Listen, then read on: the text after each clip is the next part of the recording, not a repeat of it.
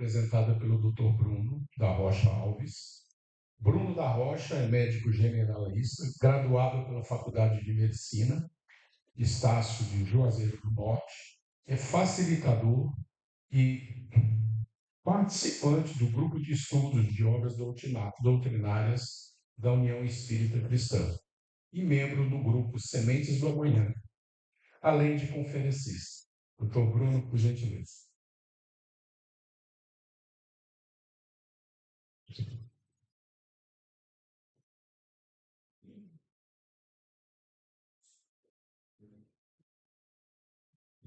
Bom dia, amigos, irmãos, e que Deus nos inspire os bons entendimentos e que os nossos anjos da guarda venham nos tocar o coração.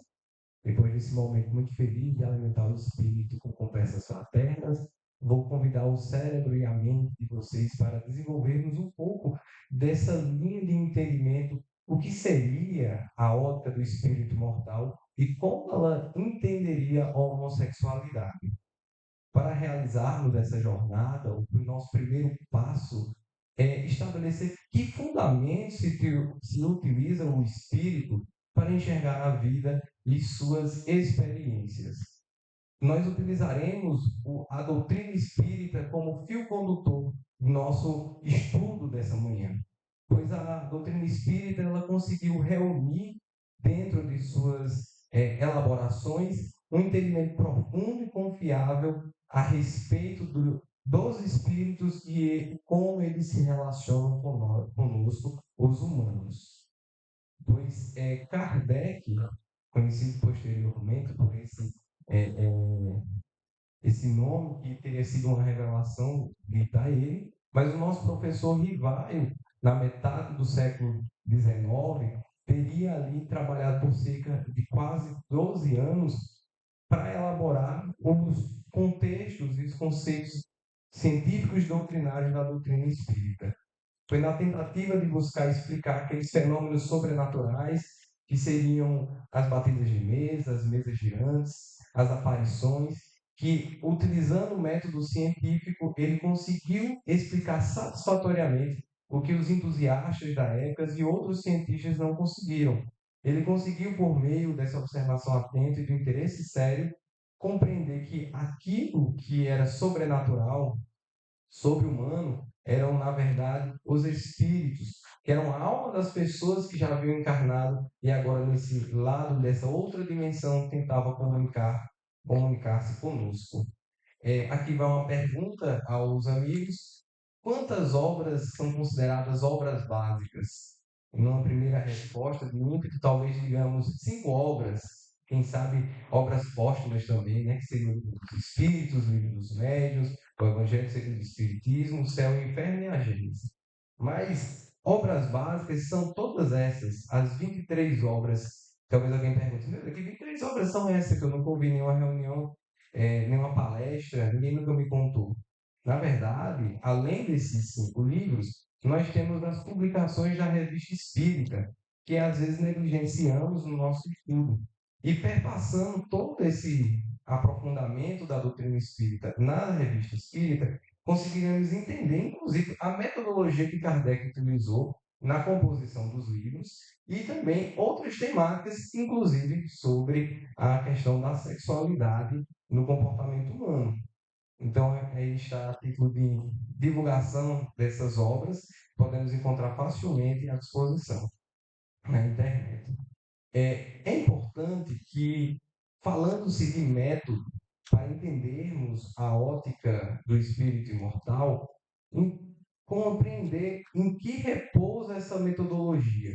O que é o espiritismo, já que utilizaremos ela como um fio condutor. O espiritismo ele vai ser definido por Kardec numa obra chamada O que é o Espiritismo. Inclusive, ele recomenda que, caso nós tenhamos algum neófito, alguma pessoa que está iniciando na doutrina espírita, recomendássemos esse livro, pois ali estaria resumido o pensamento da doutrina espírita. E aqui ele definirá da seguinte maneira: o espiritismo é, ao mesmo tempo, uma ciência de observação e uma doutrina filosófica.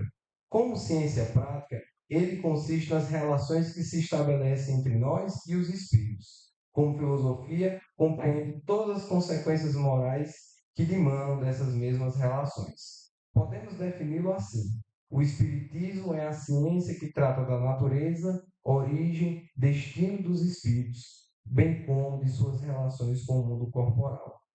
Munidos dessa conceituação, compreendemos que a doutrina espírita ela evoca um comportamento sério, de raciocínio e de uma postura que precisa da nossa mente ativa e não apenas uma passividade expectante. Eu vou esperar que me é dito isso e eu não avalio com minha razão.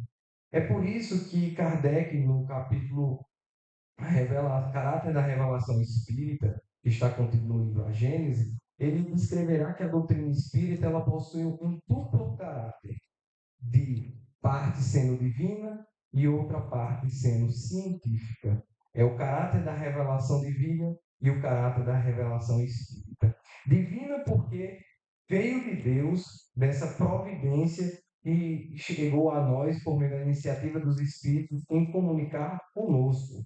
Ele coloca nesse item, porque foi providencial o seu aparecimento e não o resultado da iniciativa nem de um desígnio premeditado do homem, porque os pontos fundamentais da doutrina provêm do ensino que deram os espíritos encarregados por Deus, de esclarecer os homens acerca das coisas que eles ignoravam, que não podiam aprender por si mesmos e que eles importa conhecer, hoje que estão aptos a compreendê-las. Então, essa providência em que os espíritos se mobilizaram com as virtudes dos céus, mencionadas pelo Espírito de Verdade, vem a nos explicar coisas que precisávamos aprender para essa nova jornada da transformação do mundo, da transformação das almas que aqui habitam. O seu caráter científico, por não ser ensino de privilégio de um único indivíduo, é ministrado a todos ao mesmo modo, por não serem os que transmitem e os que recebem seres passivos. Nós não estamos numa condição de passividade diante das informações, de aceitar sem controle, aceitar sem avaliação de nosso pensamento e nossa razão. Não estamos dispensados do trabalho de observação e da pesquisa, não renunciar ao raciocínio e ao livre-arbítrio, que não lhes é interdito o exame, mas ao contrário, recomendado. Enfim, porque a doutrina não foi ditada completa, nem imposta a crença cega, que é deduzida pelo trabalho do homem, da observação dos fatos que os espíritos lhe põem sob os olhos e das instruções que lhe dão. Instruções que ele estuda, comenta, compara, a fim de tirar ele próprio as ilações e aplicações. Numa palavra, o que caracteriza a revelação espírita é o ser divino em sua origem e de iniciativa dos espíritos, sendo sua elaboração fruto do trabalho do homem. Essa síntese é extremamente importante ao falarmos da ótica do espírito, uma vez que, entendendo que nós temos essa participação ativa, não poderíamos, ao receber um livro mediúnico, de uma psicografia, ou uma comunicação de uma reunião mediúnica, depender ali uma lei geral das comunicações dos espíritos. Como assim? Seria eu receber um livro, uma psicografia que descrevesse a explicação completa sobre a homossexualidade. Na postura do espírita cientista, que todos nós somos aqui, nós leríamos com muito critério. Levaríamos ao amigo mais próximo, lê tu também e me diz o que tu acha. Faríamos esse controle racional e não apenas, eita, olha que revelação, e guardar aquilo como uma verdade. Pois é necessário comparar, estudar, aprofundar, questionar o espírito a respeito disso. É nessa jornada que nós identificamos que o espírito ele não é apenas um fiel, mas ele também é um colaborador da doutrina espírita. Porque cada olho, cada coração que lê uma obra mediúnica, que confere uma mensagem mediúnica, é um coração analítico, é um cientista que vai contribuir para esse corpo doutrinário científico. Na época de Kardec, e isso aí a gente vai conseguir ler na Revista Espírita, existiam vários outros colaboradores que escreviam as suas experiências, os seus questionamentos e se correspondia com ele. Nós vamos ver a médium senhora Durei, que também correspondia com ele, ela era da Argélia, o senhor Dumbre, que ele era da cidade de. Agora me fugiu o nome, mas é uma cidade da França, e eles se correspondiam com Kardec sobre sempre essa ótica criteriosa. Então, o nosso papel nessa jornada é de fortalecermos a nossa fé raciocinada, pois a fé inabalável é aquela que enfrenta a razão de todas as épocas da humanidade. E para os princípios novos que buscassem surgir dentro das reuniões mediúnicas, das obras mediúnicas, Kardec estabeleceu um método, que é o que confere autoridade ao Espiritismo. Podemos verificar esse artigo que ele intitula de Controle Universal do Ensino dos Espíritos, em março de 1864, e que, por coincidência, também está na parte da introdução do Evangelho segundo o Espiritismo. Em linhas gerais, esse controle universal do ensino dos espíritos é uma ferramenta que todos nós podemos utilizar para compreender se aquele novo princípio, isso em caráter de doutrina espírita como um todo, e não uma informação direcionada à pessoa, ela está próxima ou longe das linhas de pensamento que foram estabelecidas pelos espíritos no início da revelação espírita. Então, ele coloca em três, que seriam o primeiro, a razão, que não pode fugir um espírito comunicante, um grupo de espíritos comunicantes, em que haja uma comunicação que quebre, né, que choque diretamente o bom senso, ou que entre em contradição com o que já foi dito pelos espíritos. Sem uma prova patente, havia confirmações. Um exemplo aqui é o contexto da possessão, que no livro dos médiuns, Kardec não entendia que ela existia muito bem como uma substituição de um espírito no corpo de outro. Mas diante do caso dos processos de Morzine, uma cidade na região europeia, em que mais de 70 pessoas de um vilarejo teriam entrado em caso de possessão, Kardec vai revisar essa temática, considerando esse ponto como um fato positivo que os espíritos haviam revelado, revelado a toda a humanidade, mas bastava os olhos do examinador mais astuto para continuar essa investigação. O segundo ponto é a concordância das comunicações dos espíritos, e que elas, ao concordarem, deveriam vir de diversos médios, de diversos lugares que não se conhecessem.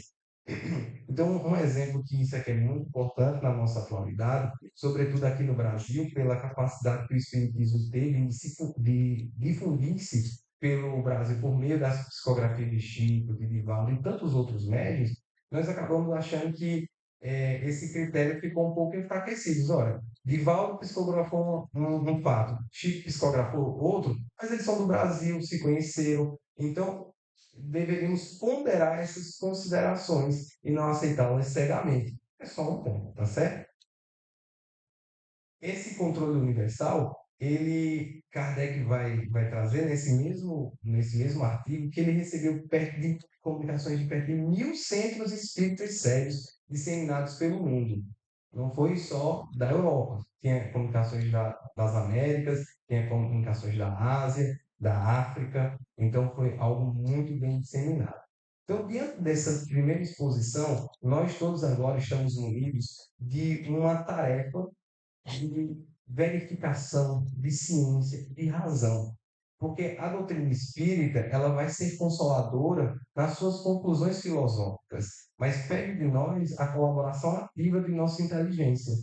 De tal maneira que, sabendo disso, nós não entraríamos desprevenidos, de coração desprevenidos, a acreditar tudo que vem dos espíritos. Então, assim, com a razão preparada, nós poderíamos adentrar sobre o que os espíritos nos comunicaram, no que as conclusões que Kardec conseguiu elaborar por meio dessas comunicações. Então, quando falamos sobre a ótica do espírito mortal, devemos, acima de tudo, entender qual é o objetivo da encarnação, das reencarnações e da sexualidade para esse espírito, entendendo que o que permeia todos os objetivos e esforços que esse espírito, ao ser criado, ele passará em suas existências. Então, Kardec, na questão 132, ele pergunta qual é o objetivo da encarnação dos espíritos. E por aqui, em linhas gerais, seria a experiência material, ao encarnar, está na matéria, no corpo físico.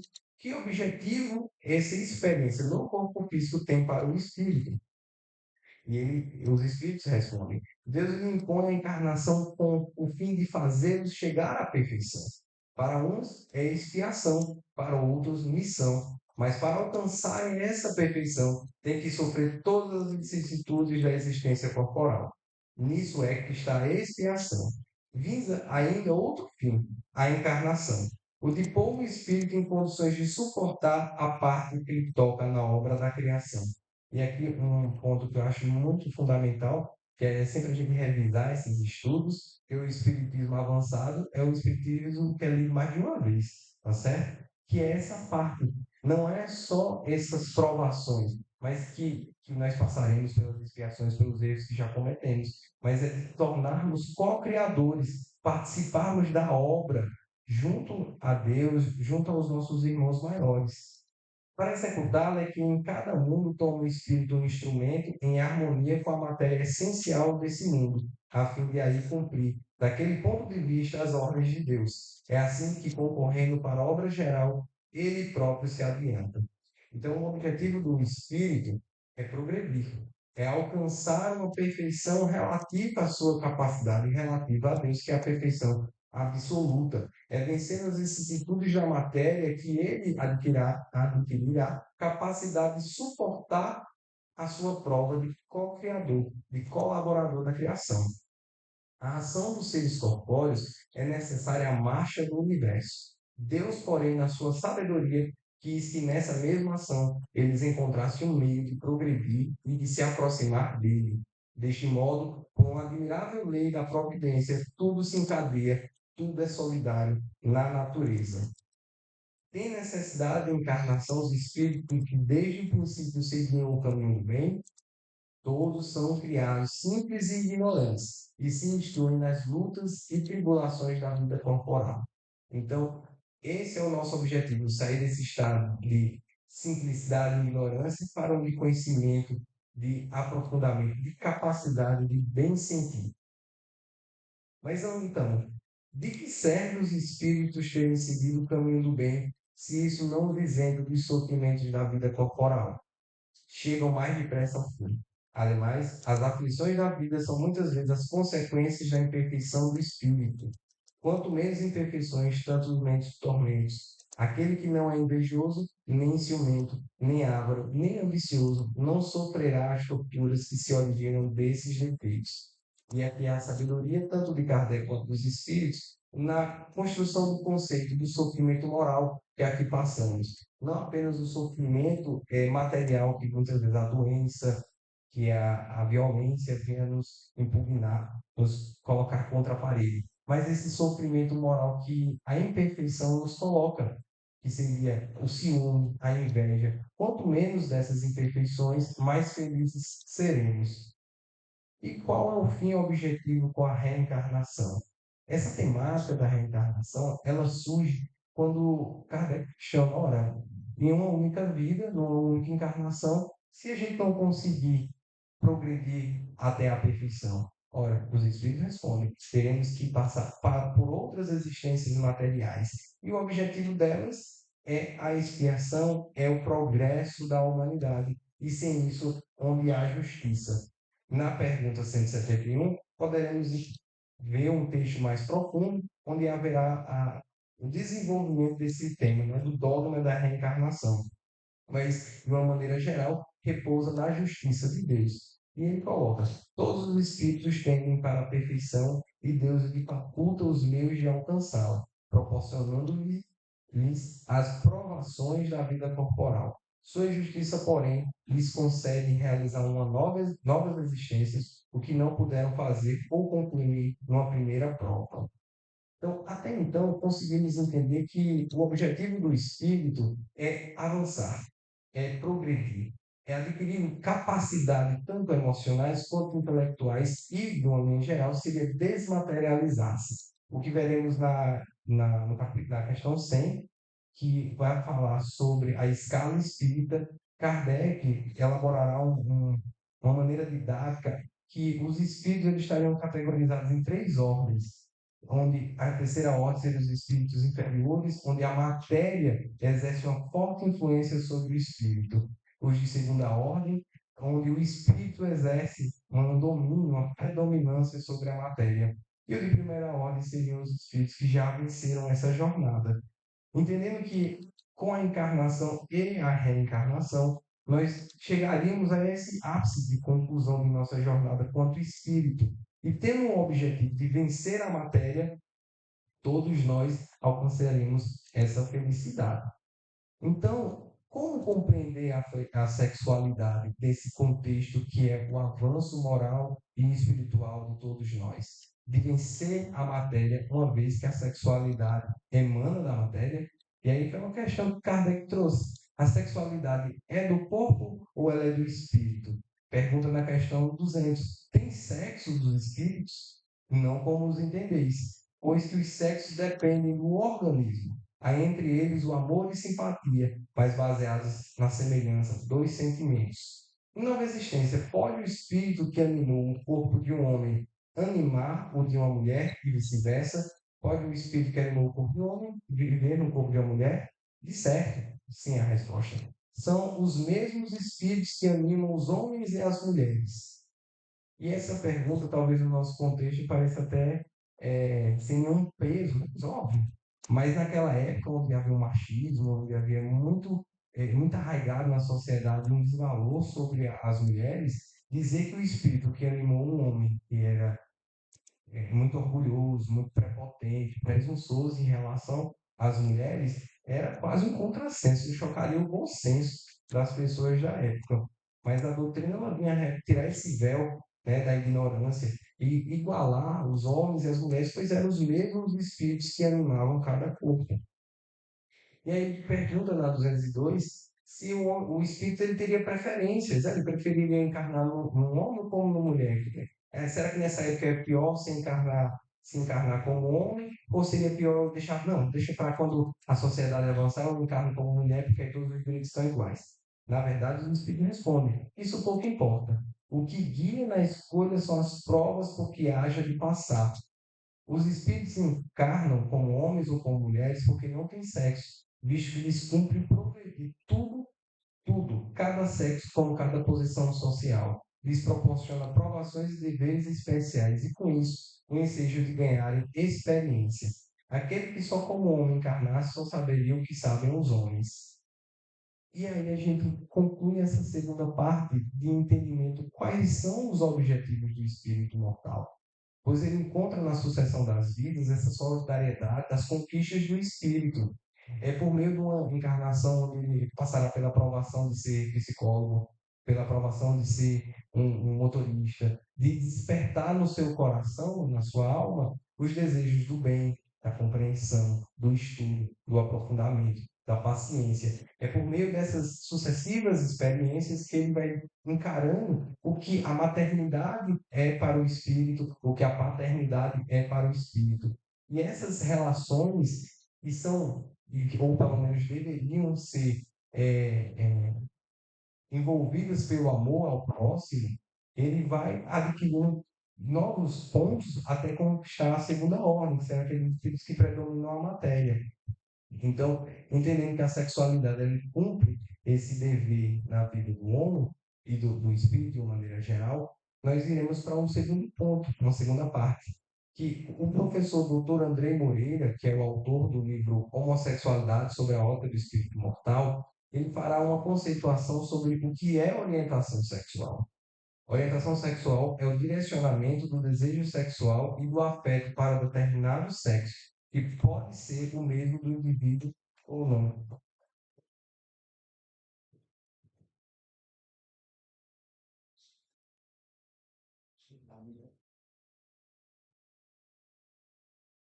Obrigado. Repetindo. Orientação sexual é o direcionamento do desejo sexual e do afeto para um determinado sexo, que pode ser o mesmo do indivíduo ou não. Pode ser heterossexual, homossexual ou bissexual. O homossexual é um indivíduo que tem a conformação biológica do sexo original. Sua identidade é a mesma do sexo biológico. Ou seja, o homem se olha no espelho e se vê e se sente como um homem. E a mulher se olha no espelho e se vê e se sente como mulher. Quando dizemos que o indivíduo é homossexual, estamos caracterizando única e exclusivamente sua orientação do desejo, voltada para o mesmo sexo. Isso significa apenas que o indivíduo sente atração e se realiza afetiva e sexualmente com um igual.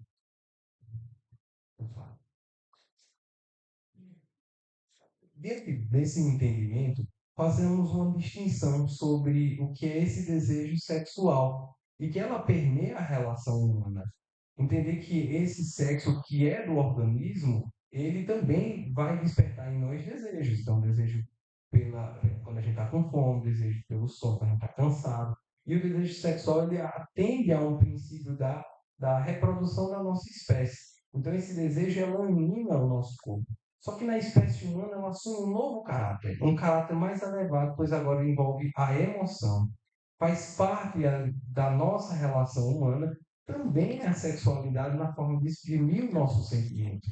Então, mais para frente nós identificaremos isso, que as energias sexuais e os nossos impulsos genéricos podem também ser partilhadas em outras capacidades da nossa vida, na criatividade, no trabalho e no esforço.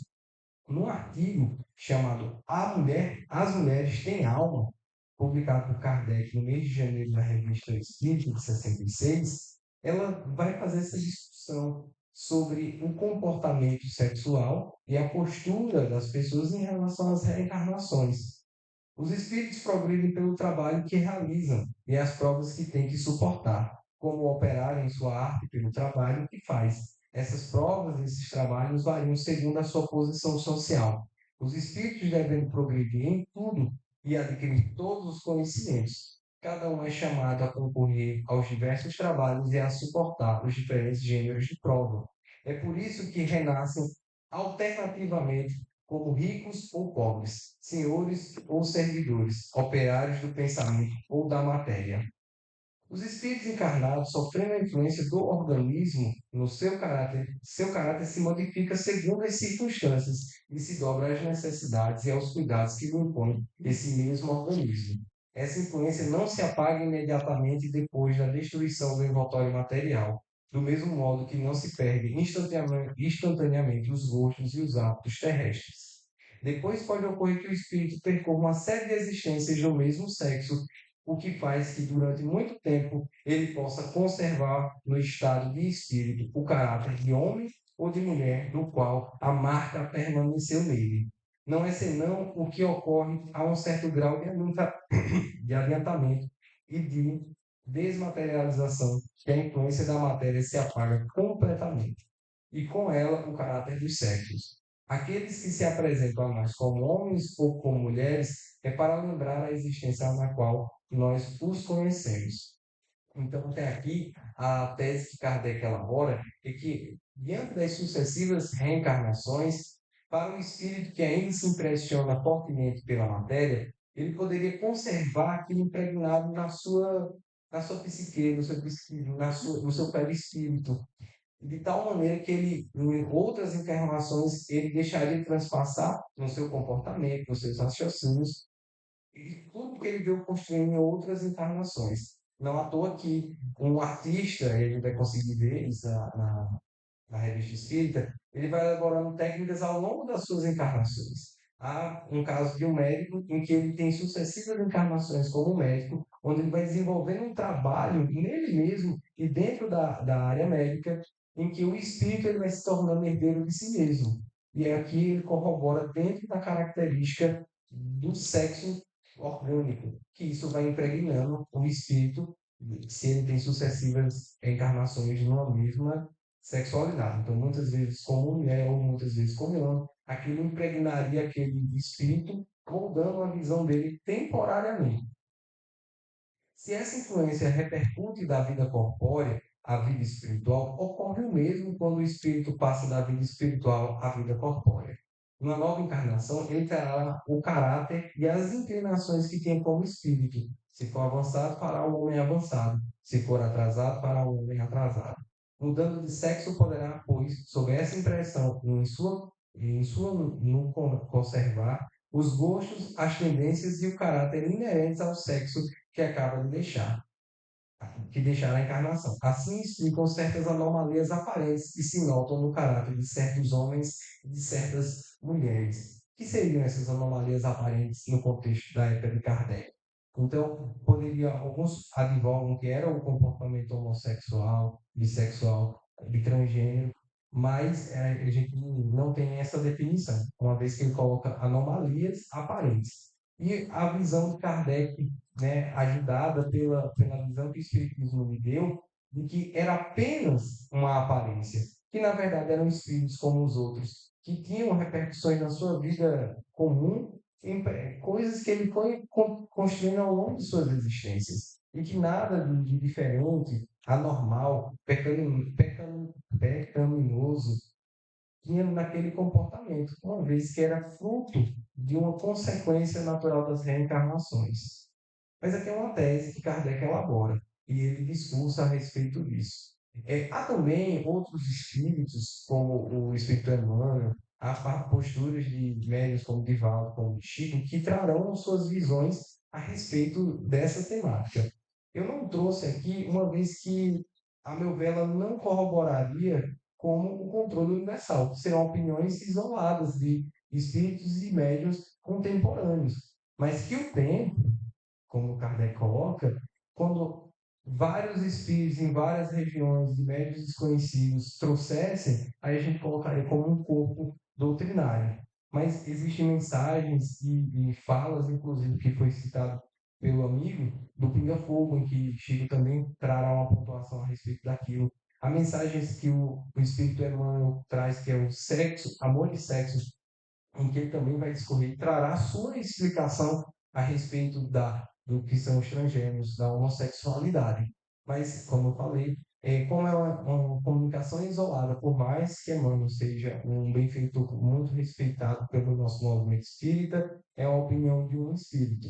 Eu trago também a fala do espírito Carlos, no livro Sexo, Consciência e Amor, da psicografia de Priscila de Faria Gaspar.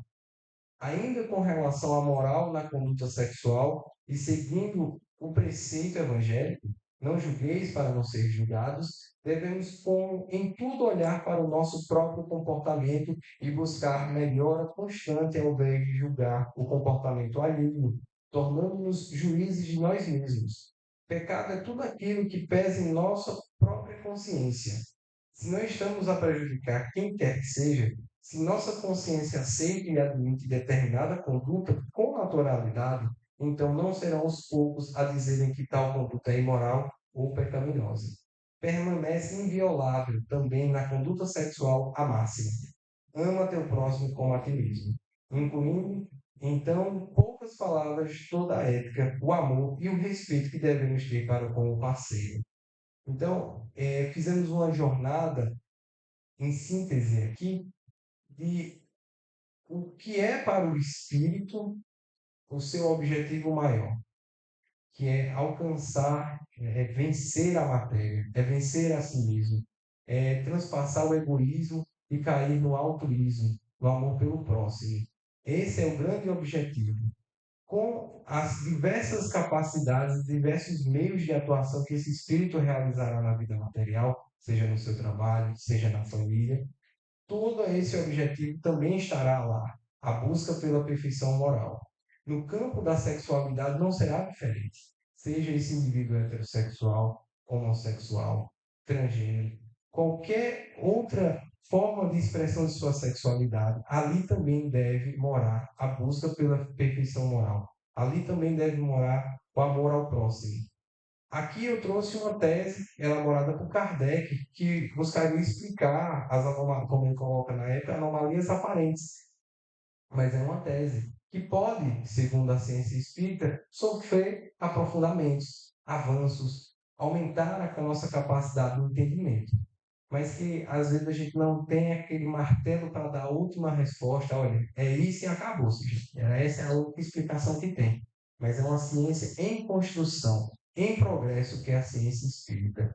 E para finalizar essa temática, eu deixo essa provocação de nós estudarmos os artigos aqui colocados, debatermos uns com os outros, atualizarmos as temáticas que são abordadas pela nossa sociedade e conversarmos com o nosso coração se estamos buscando essa perfeição moral na medida que respeitamos a vida do colega, como não julgar, como disse o Espírito Carlos, e se estamos a nossa sexualidade, na nossa vida íntima, vivendo o amor de Jesus, o respeito ao próximo, pensar no outro com o coração desinteressado. Essa que é a marca do espírito de segunda ordem, o espírito mais evoluído. Que Deus esteja com todos nós e inspire nosso coração, os bons entendimentos. E muito obrigado.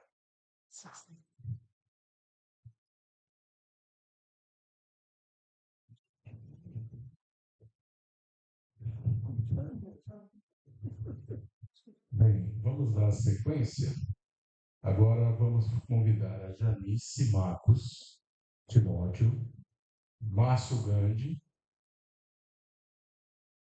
Figueiredo Timóteo. Eles vão falar sobre a maternidade e a paternidade transexual. O casal Janice são espíritas, ele espírita de berço, ela é espírita há 27 anos. Há 3 anos são militantes da causa LGBTQIAPN+, sendo membros fundadores do coletivo Mães e Pais da Diversidade. Ele é membro do Comitê Permanente de Acompanhamento das Ações da Diversidade Sexual e de Gênero, o CONDIVERSO, da Universidade Federal do Cariri. E ela é membro do Núcleo de Direitos Humanos e Diversidade da Escola José Bezerra, da Rede Pública Estadual. Então, convidando vocês, vou passar esse microfone para vocês.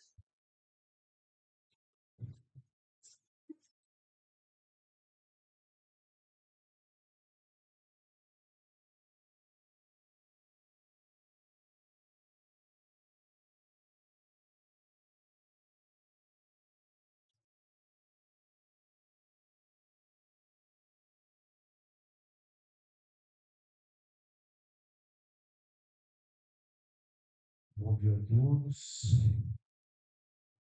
Bom, primeiramente, queria dizer para vocês a nossa satisfação de estar aqui hoje. Nós estamos muito felizes porque entendemos que o movimento espírita do Cariri precisava se reunir, dar esse primeiro impulso, fazer esse primeiro esforço, né, no sentido de superação do preconceito que existe no seio do movimento, é necessário reconhecer, porque esse preconceito, infelizmente, tem produzido, como a gente viu, a gente tem visto aqui no nosso seminário, muito sofrimento, muita dor, muita segregação. E Jesus não é isso. Né? Jesus, a gente sabe, Jesus é amor, é inclusão, Jesus é amparo. E é nessa direção que eu acho que nós temos que seguir.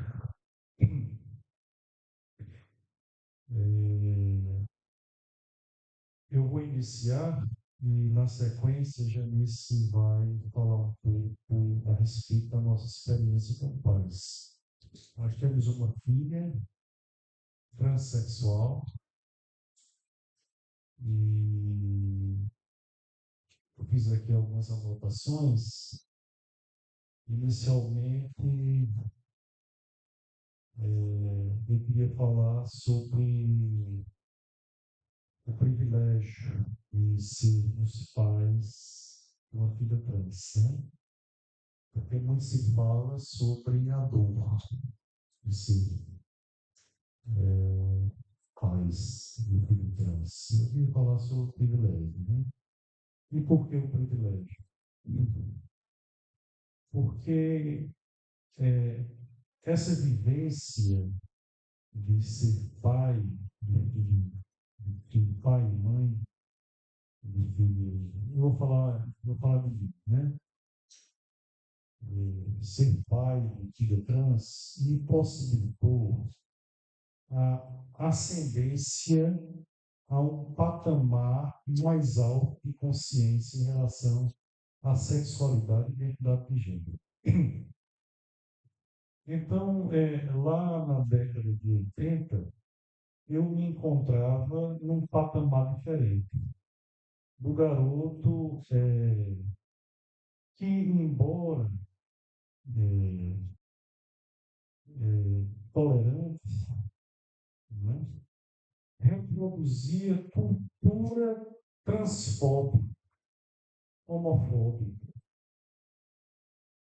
Aqui em Juazeiro, a gente tinha já naquela época um grupo de pessoas LGBTs, transexuais, e era comum a gente rir dessas pessoas, né? Então, alguns personagens, quem é da época, né, algumas pessoas, eu vou citar nomes aqui, Marquito, né? Júnior, são esses dois que eu me lembro. Jonathan, Chris, né? Eu me recordo muito bem que essas pessoas eram vistas e nas rodas de conversa,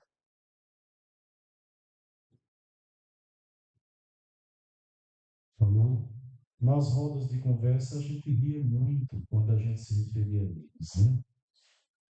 E isso era visto por mim como uma coisa muito tranquila, né? Muito banal, né? E foi a partir da minha vivência como pai de garota trans que eu pude perceber o absurdo disso. O absurdo de você rir de alguém pela condição de identidade de gênero da pessoa. E hoje eu percebo o ridículo disso. A identidade de gênero, eu sei hoje, é algo natural. É algo que faz parte da condição humana.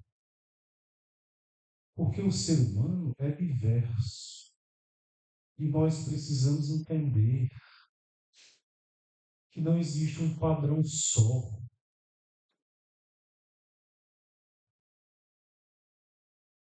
A história da humanidade é marcada por conflitos, por sofrimento, por dor, porque a gente sempre foi entendendo que nós, o bom era o branco, o bom era o cristão, o bom era o hétero. E a gente precisa romper finalmente agora, nesse, nesse novo, nesse terceiro milênio, nessa fase que a gente sabe, né, que Socorro muito bem falou, que o Espiritismo traz para nós essa mudança de paradigma, essa revelação de que a gente está numa transição para um mundo melhor, regenerado, um mundo em que a gente vai poder se olhar como irmãos, olhar o diferente simplesmente como alteridade e compreender. Então, tudo isso eu conquistei, de certa forma, né, através da contribuição da minha vivência como pai de uma garota trans. E esse foi o privilégio da minha experiência de pai de moça transexual. Então foi muito bom para mim.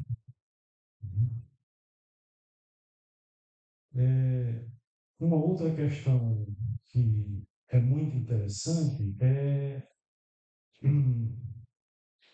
e que as pessoas me perguntam sempre qual foi minha reação diante do fato, né? Porque nós vivemos numa sociedade machista, patriarcal, e normalmente os pais reagem mal, né? Com muita dificuldade diante dessa realidade.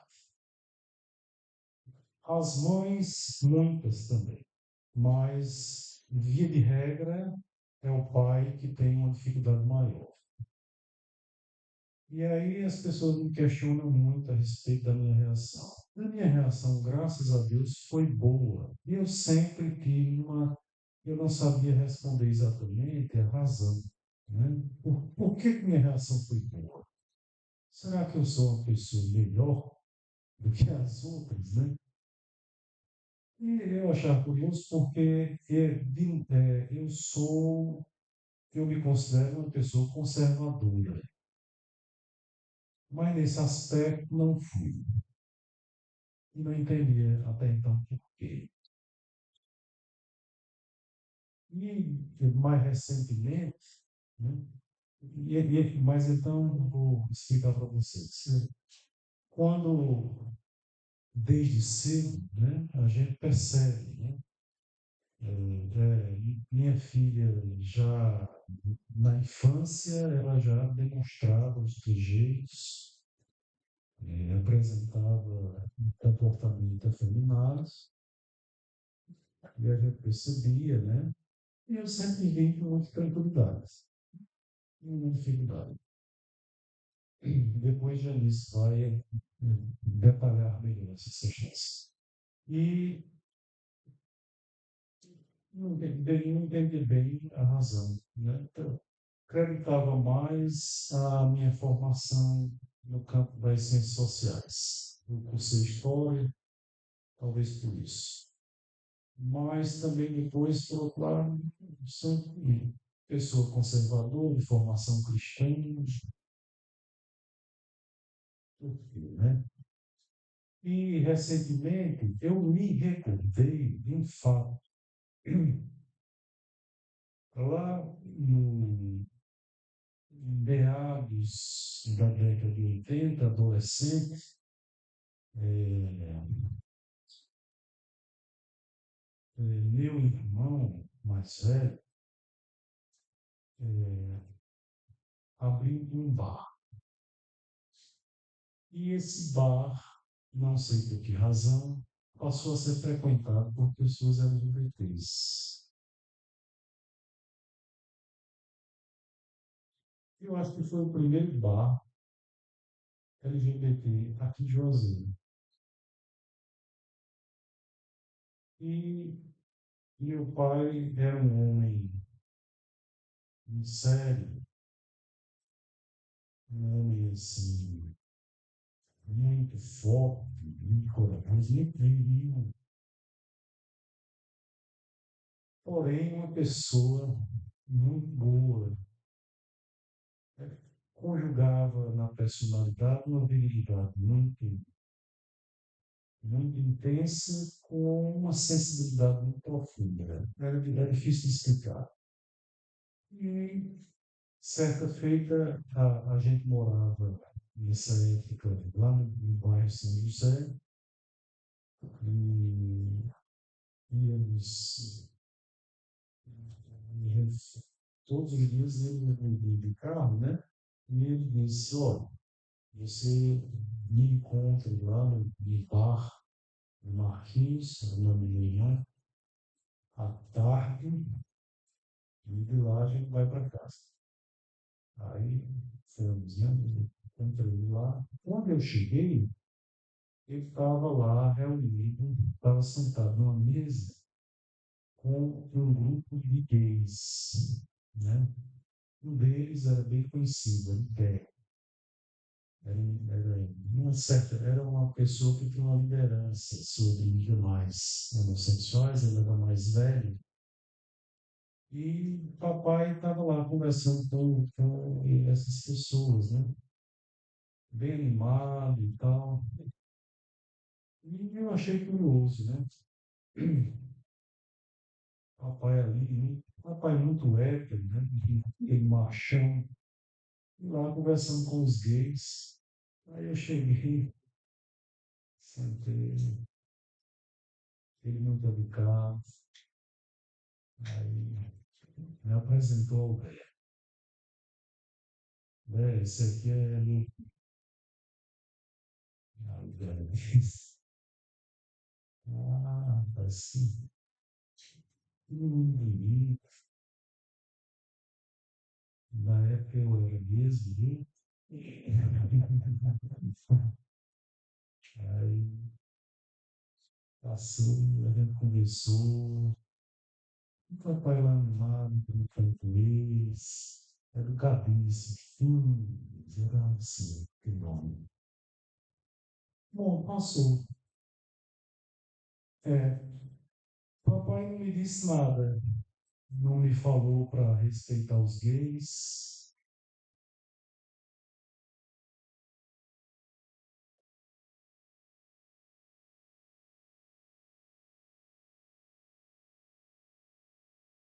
hum, Mas ele me disse sim, porque a gente educa as pessoas com atitudes, né?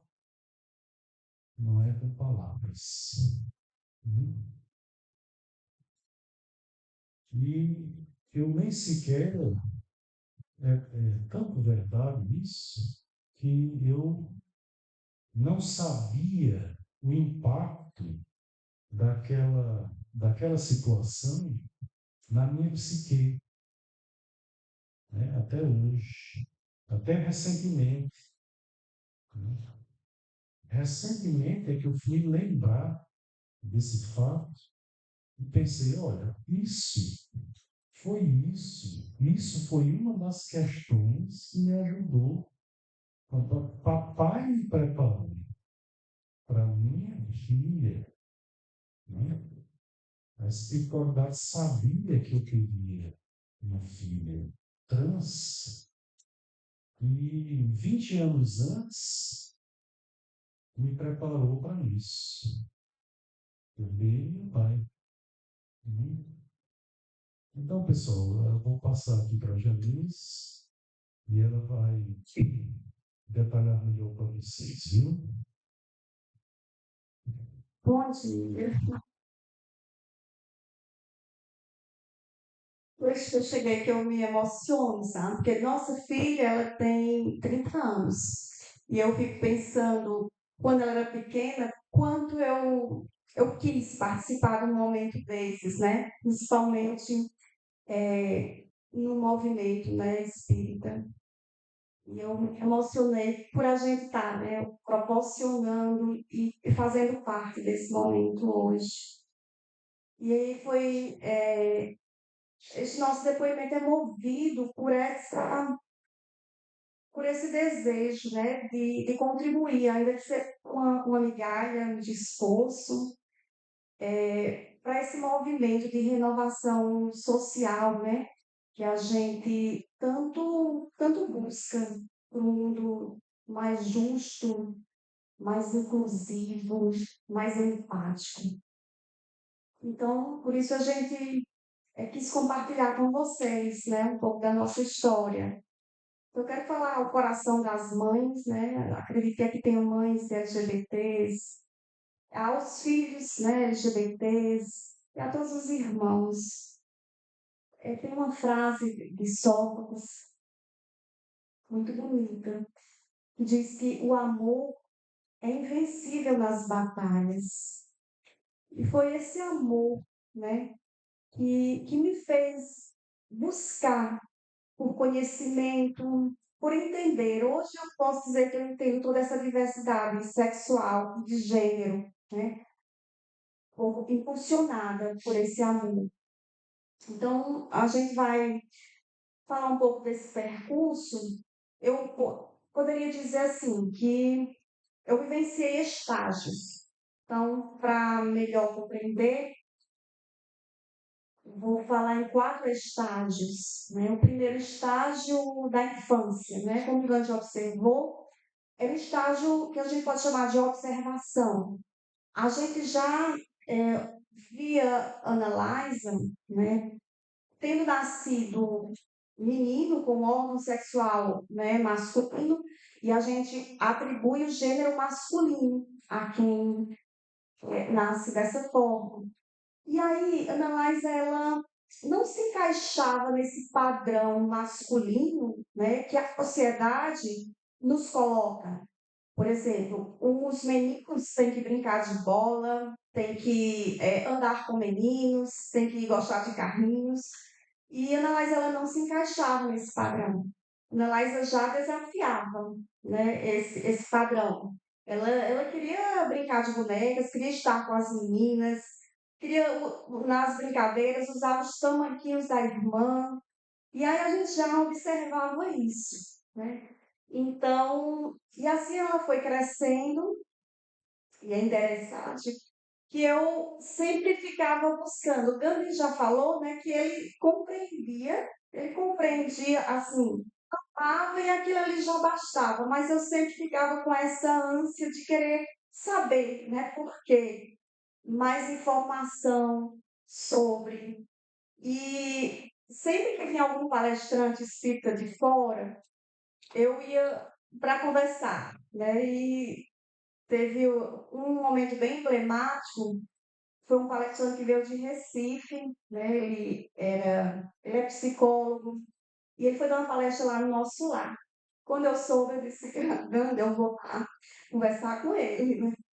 Aí, chegando lá, ele deu a palestra dele, eu pedi ao pessoal da organização. Disse, olha, eu gostaria de falar com ele depois da palestra. Aí o pessoal da organização disse, não, não vai ser possível, porque ele já vai pegar o voo assim que terminar a palestra. Aí eu disse, pois, faça um favor para mim, eu vou escrever um bilhetinho, leve lá para ele me responder. E, gente, faz uns 10 anos isso. E eu guardei esse bilhetinho. Aí eu vou ler aqui para vocês, eu coloquei assim, né? Sei que devido à escassez de tempo, não poderei lhe pedir uma orientação pessoalmente, mas eu gostaria que me desse, porém, uma indicação de algum livro que pudesse me ajudar a orientar meu filho, que é homossexual. Então, eu achava, né, que se tratava da homossexualidade. E aí, ele escreveu assim para mim, não precise de livros. Escreva sua vida para com ele, com amor e compreensão. Pois não se é homossexual porque se quer, se nasce assim. O que ele mais precisa é do seu amor e da sua amizade. Rogo a Deus por vocês todos. E esse bilhete, ele falou demais ao meu coração e fortaleceu ainda mais. Eu digo, não, vou acolher. Mas sempre ficava com aquele desejo de querer os livros também, né? E assim a gente foi, né? Liza foi crescendo. Quando chegou aos 16 anos, por volta de 16 anos, a Liza me falou, disse, mamãe, eu sou homossexual, eu sou gay. E eu já esperava por esse momento, mas assim, eu achava que se eu chegasse para conversar com ela, eu estava invadindo a privacidade. Então eu ficava, não, vou me preparar para o momento que ela, né, se sentir bem chegar e me falar. E aí ela disse, eu sou gay. Aí eu abracei tudo e conversamos. E aí eu vou passar agora para o segundo estágio, né, da adolescência, que foi o de muitos questionamentos. Por quê? Porque a Ana Laísa, ela queria ficar com o cabelo, ela queria ter o cabelo grande, longo, e na nossa sociedade os homens usam cabelos curtos, né?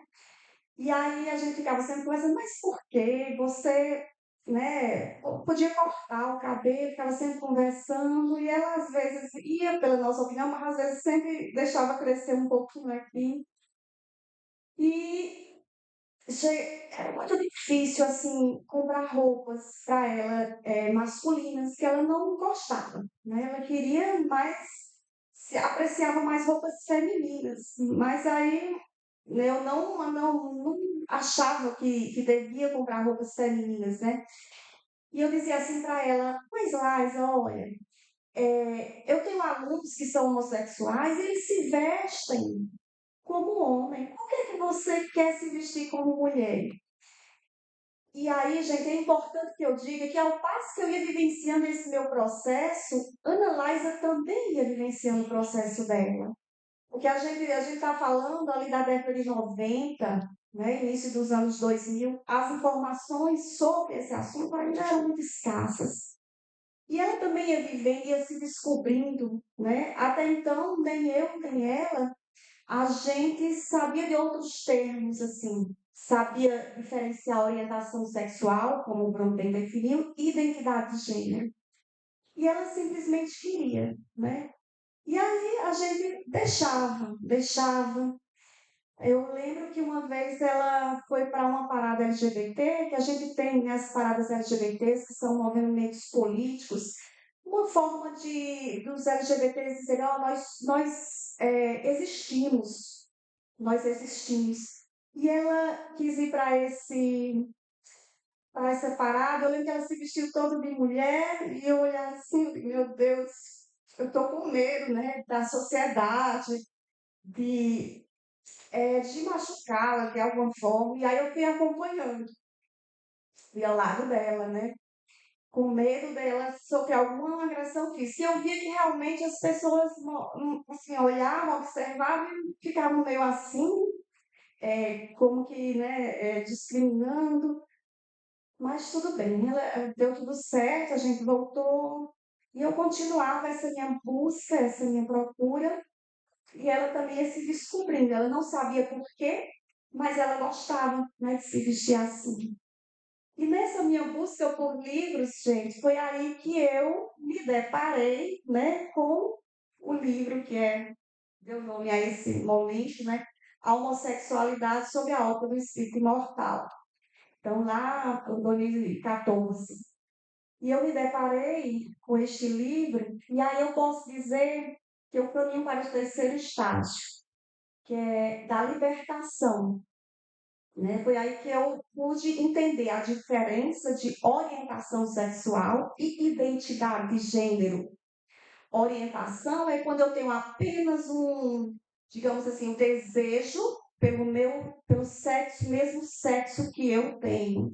Mas a identidade de gênero se trata de quando você é nascido em um corpo, por exemplo, masculino, mas seu psicológico, sua psique, ela é feminina, né? E aí foi neste livro que eu encontrei pela primeira vez o termo transexualidade. E até então a gente não conhecia. E aí, Andrei Moreira, né, ele define mais ou menos assim: transexualidade é um homem que se olha no espelho e se vê e se sente mulher, e uma mulher que se olha no espelho e vê e se sente homem. Quando eu li essa frase, né, eu lembro que eu olhei para a Nanda e eu disse, Nandi, Laisa é transexual. E aí foi um momento de libertação, porque eu me senti feliz em saber o que estava acontecendo, né? Em saber que aquilo ali era natural e que não havia nada de errado, né, com ela. E eu fiquei muito feliz e foi nesse momento que eu comprei o primeiro vestido para ela, né? Pude comprar o primeiro vestido feliz para ela. E aí, depois dessa descoberta, eu caminho para o quarto estágio, que aí eu disse, meu Deus, da forma como eu pude compreender e me sentir mais feliz e poder acolher melhor minha filha, quem sabe se outras mães não estão passando pelo mesmo processo que eu passei lá atrás. E aí eu tive o desejo de fundar algum grupo de apoio a mães, né? E Gandhi, sabendo desse meu desejo, eu pesquisar na internet, isso lá para 2015, mais ou menos.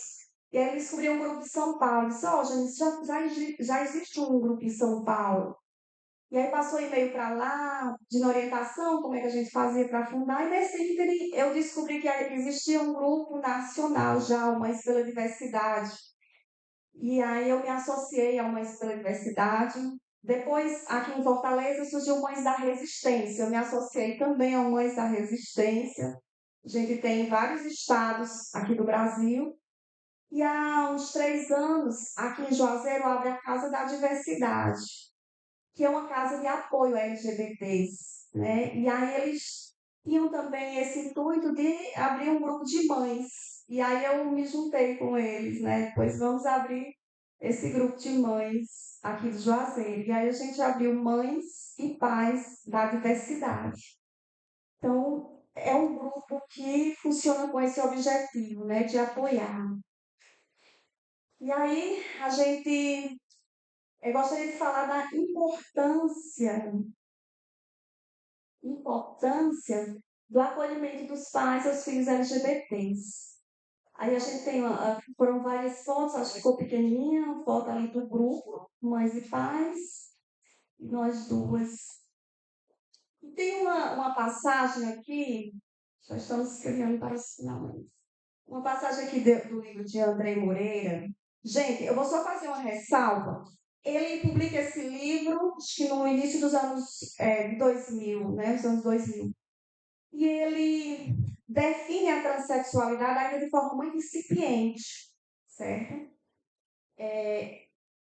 Quando ele foi fazer uma palestra em Londres, tinha uma transexual no auditório, e depois falou para ele que ele não gostaria de ouvir aquela definição que ele falou de transexualidade, né? E ele disse que quando foi chamada a atenção, ele começou a estudar bastante sobre a transexualidade e escreveu esse livro, agora em 2017, e ele nesse livro ele se retrata, né? Ele diz, olha, eu tinha essa dívida, né, com as pessoas transgêneros, de escrever algo, né, mais aprofundado, porque eu fui muito superficial no livro anterior. Então, nesse livro ele coloca depoimentos de pessoas trans, e aí ele diz que, né, conseguiu falar melhor sobre a transexualidade. Nesse livro tem uma partezinha que ele fala sobre esse apoio, né, o acolhimento dos pais aos filhos LGBTs. Eu vou pedir a Cândia aqui para ler, bem pequenininho.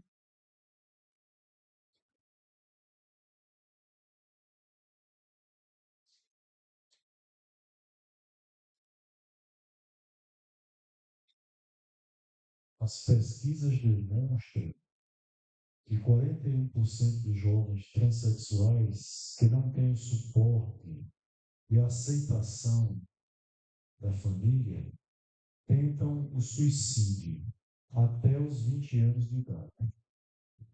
Esses dados são alarmantes.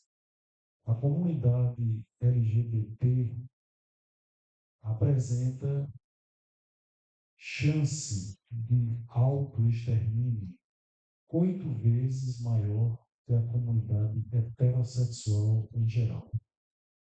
E tudo isso devido à falta de afeto que faz com que as pessoas trans saiam de casa e se marginalizem socialmente, sem oportunidade de estudo ou de trabalho, vivendo uma realidade de subempregos, uso e abuso de substâncias psicoativas e prostituição como forma de ganhar a vida, submetidas a todo tipo de violência.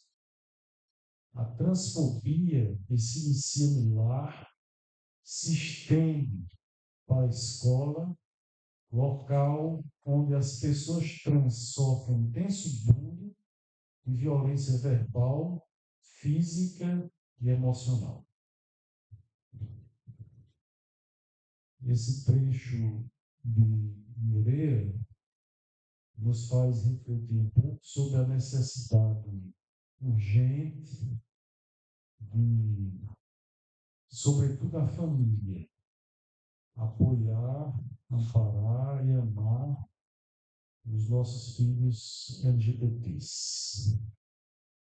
Porque o mundo já os violenta.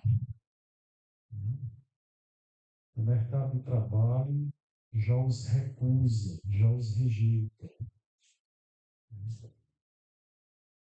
A sociedade, de modo geral, já não os quer.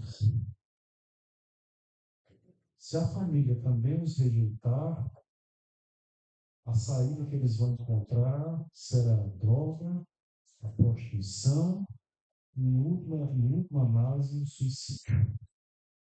Então, cabe a nós a proposta de Jesus. E a única proposta viável para a humanidade é o amor. Bom, pessoal? Então, muito obrigado. E ficamos com Deus, né?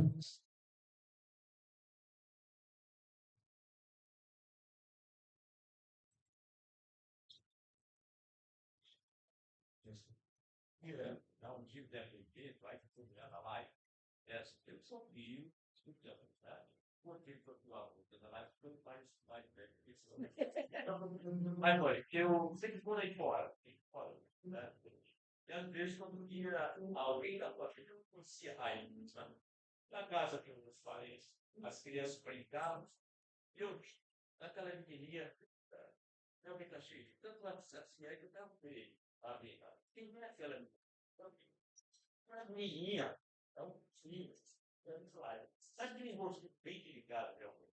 Depois eu tive interesse de conversar com ele ou ela, porque tinha um bom papo, era muito inteligente. E passei a admirar os desenhos que ela faz. Pássaros, flores, perfeito. Não é que os homens não saibam fazer isso, obviamente, mas é a sensibilidade do feminino que projetava naquele desenho. Faça dela. É o que ela mais gostava de fazer. Então, o cara nasceu, sabe? Era feia, realmente, Ana Lara. Parabéns pela sua participação. Muito bem.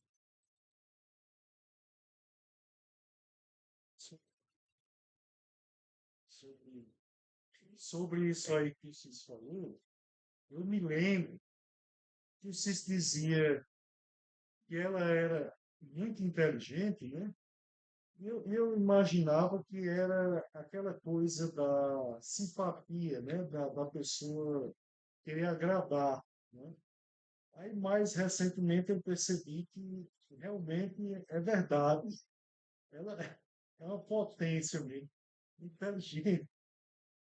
Ela sempre me vence nos debates, não adianta eu discutir. Ela é muito inteligente mesmo. E eu fiz isso naquela época, olhou, bateu o olho, já percebeu essa sensibilidade. Mas obrigado, professor.